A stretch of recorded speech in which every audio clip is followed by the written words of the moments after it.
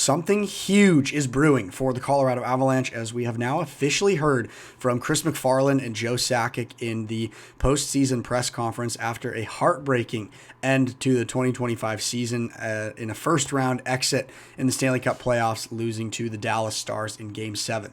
But although the season came to an abrupt end and left a lot of people in the world of Avs hockey very heartbroken, MacFarland and Sakic have made it very clear that they are still very much equipped to create a championship caliber team and put the Avs back on top of the world of hockey with a Stanley Cup championship. And within this press conference as well, they also made very clear that they felt strongly about the moves that they made earlier in the season, and they still believe that all of those moves were the right decision for this organization and the future of Colorado Avalanche hockey. We are going to break down everything regarding this press conference and how it affects Avalanche hockey looking forward into next season and onward. But before we do that, I want to make sure to remind you that you are subscribed to Avs Digest here on YouTube. Avs Digest is your number one stop shop for daily, accurate, digestible news content about the Colorado Avalanche. We are covering the Colorado Avalanche consistently and daily, giving you everything that you need to know, all things Colorado Avalanche hockey. So make sure that you are subscribed. If you're not, exit out of this video right now, hit that subscribe button. Make sure that you're dialed in to get all of the latest Avalanche content right here on Avalanche Digest. We give it to you daily, and we give it to you with the most accuracy and opinion as we possibly can. So please exit out of this video, hit that subscribe button if you're not subscribed. Thank you so much for the support. We love each and every one of you that are subscribed to this channel, and we really appreciate you coming and watching these videos. Without further ado, let's dive into this juicy press conference that we had recently with Joe Sakic and Chris MacFarland.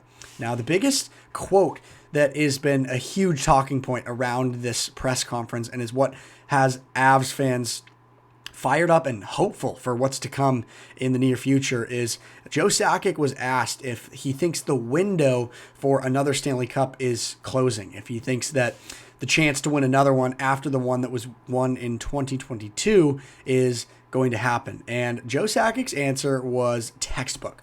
If you've got Cale Makar and Nathan MacKinnon, your window is still open. And I completely agree with Sakic in this regard.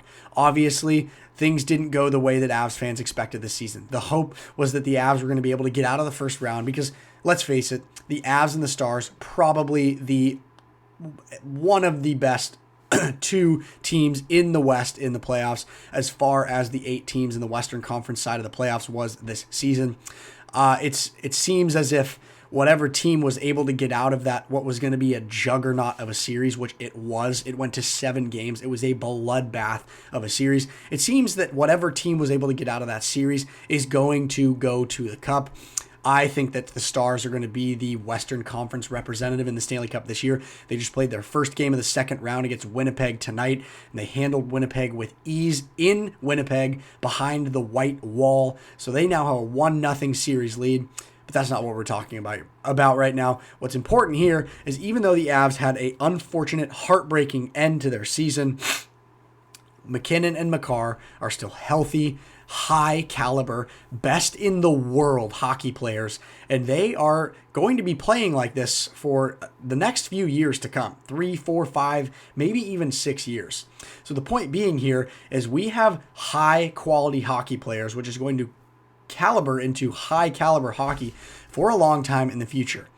Now, obviously, 2 good hockey players isn't going to make a Stanley Cup team, but you have to remember that Sakic and MacFarland's goal is to build as much depth and as much talent and skill around these franchise players, which are Nathan MacKinnon and Cale Makar, these 2 jerseys right behind me in my room here.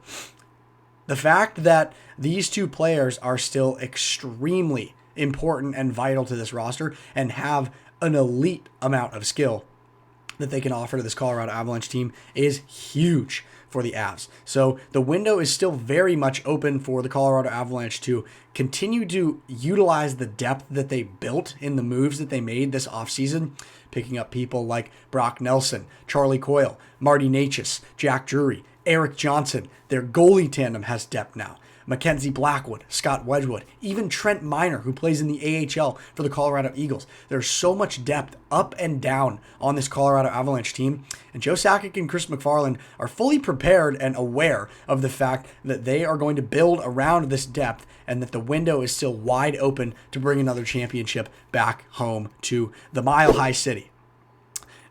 On that topic, another comment that was very prominent and that was made throughout the course of this press conference, primarily by Joe Sakic, was regarding the blockbuster Miko Ranton trade, in which Miko Ranton was dealt to the Carolina Hurricanes in exchange for Marty Necas and Jack Drury, as well as then Ranton was dealt to the Dallas Stars after that, where he then signed an 8-year, $12 million AAV deal with Dallas, in which he's now inked in playing for the Stars for the next 8 years.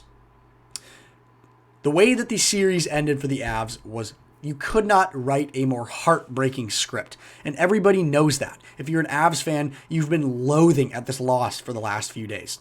The Avs are up 2-0 in the third period. Beautiful shorthanded goal from Josh Manson. Nathan MacKinnon tucks one in to make it 2-0. It's 2-0 with 10 minutes to go in the third period of a Game 7. If you're an Avs fan, you're sitting back, feet kicked up, absolutely dialed. But then let's decide to let Miko Ranton come in and just absolutely cook. Miko Ranton comes in, scores back-to-back goals, which brings the lead within one for the Avs, then ties the goal. Wyatt Johnston then scores the go-ahead goal off a brutal penalty from Jack Drury. And then, to put the nail in the coffin, Miko Rantanen scores the empty net goal for the hat trick.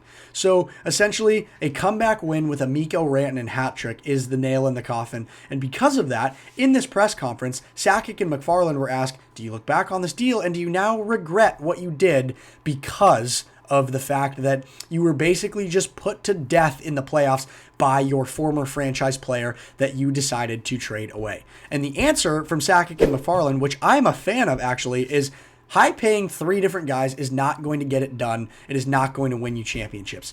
Nathan MacKinnon, already one of the highest-paid players in the NHL. Cale Makar is about to be a free agent next year. You know darn well that he is going to get signed up immediately by this Avs front office. They are not going to make the same mistake that they made with Rantanen. They're going to sign him up and they're going to get him dialed in here in Colorado. So that's already 2 guys that you are paying very high amounts of money to stay and play hockey in Colorado. Obviously, the cap is going up a little bit this next season, but that's not something that you want to worry about. Just like Sakic said in this quote here, high-paying 3 guys is not going to give you the depth and the skill that you need to win a championship. And that was part of the reason and the rationale that they decided to trade Miko Rantanen, and that they couldn't afford him in the sense that he was asking for too much money. We couldn't offer him what he was seeking as far as a contract went. And because of that, we decided to trade him away, and we built depth around him. And the initial return that we got on that trade, Marty Necas and Jack Drury, that was the start of building a ton of depth. Obviously, we acquired Brock Nelson and Charlie Coyle after that, and a few other very key players that are helping this Avs team continue the growth and the depth that they have overall. So not only does Joe Sakic feel confidently that the Avs are going to be able to have a very strong chance at a cup later down the road, but also they continue to feel confidently that the move with Miko Rantanen was the right move. And now, not only has Sakic, MacFarland, and head coach Jared Bednar made it very clear that this is how they feel, this is no knock on Miko Rantanen as a hockey player and on his skills. He's clearly an elite forward in this league. He's cooking for the Dallas Stars right now. Hats off to him. Hard to be mad at that because he's just having an ungodly playoff performance out of nowhere because he was quiet for most of the Colorado series, had basically no points in the former half of that series, but he's now all of a sudden just on an absolute tear for the Dallas Stars. But anyways, going back to the point that Joe Sakic made, overpaying 3 guys is not going to give you the depth that is needed to win a Stanley Cup. And we have to go back to the overarching idea and the conversation that this team is deep, and people recognize that. People were saying that Colorado was the deepest and the strongest team going into this playoffs, and we can make this point over and over again. Colorado and Dallas were the two favorites in the Western Conference. That was the Western Conference final. They just happened to get matched up in the first round because the formatting of the Stanley Cup playoffs is unfortunate, and it puts high caliber teams in a tough spot in the playoffs. Another quote from Joe Sakic here during the press conference: the team felt like they had to get deeper. This just continues to go back to the conversation that we were having over and over again, and that is the fact that the team needed to get deeper, and in trading Ranton, as much of a dagger as that was for Avs fans, it's exactly what they did, and they continue to feel strongly about that decision. So although Miko Ranton is gone and kind of just stabbed Avs fans in the hearts, essentially, we have to look forward, and we have to remind ourselves that our management knows what they're doing. We can put a lot of trust in Sakic and MacFarland and feel strongly about the fact that we still have a deep core surrounded by two elite hockey players that are going to hopefully bring a Stanley Cup back to Colorado.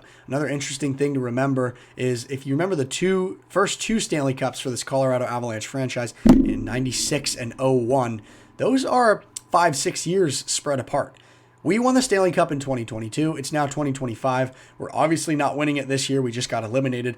But that same window with that same core, it took them 5 to 6 years to get back into the Cup and win again. We have time, and we have the players and the depth to do so.